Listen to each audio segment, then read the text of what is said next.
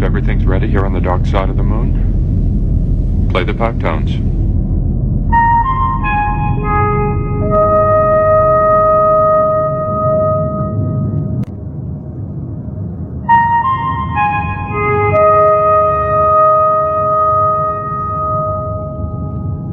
There were a lot of different looking beings. There were humanoids.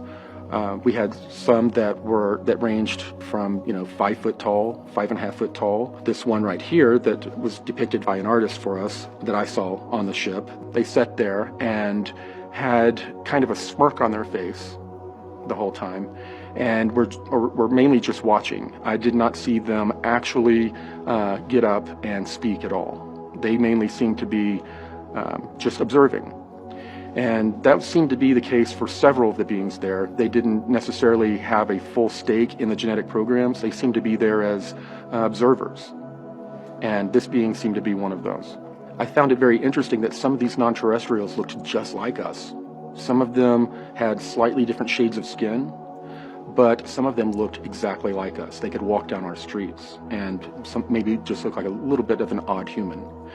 One of those groups was the Nordics, who I'd become familiar with earlier in life. My first encounter was with a Nordic. The Nordics were very much involved. They seemed to be have some sort of a clerical type of position in this council, and they had a lot of representatives at the meetings, and they seemed to be walking around and having discussions with little breakout groups of these non-terrestrials.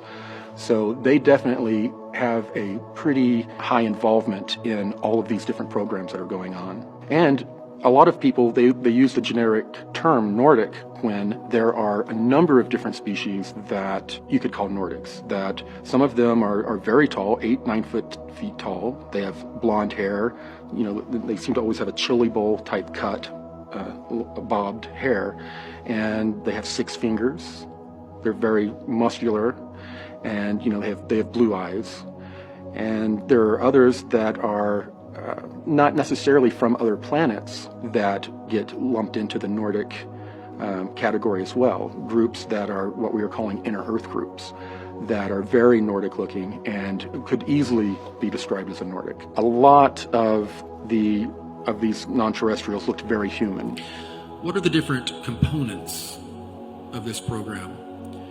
Of course, there's a genetic program where they're taking genetic stock from themselves and from different star systems and mixing them with ours in a way that is going to make us better.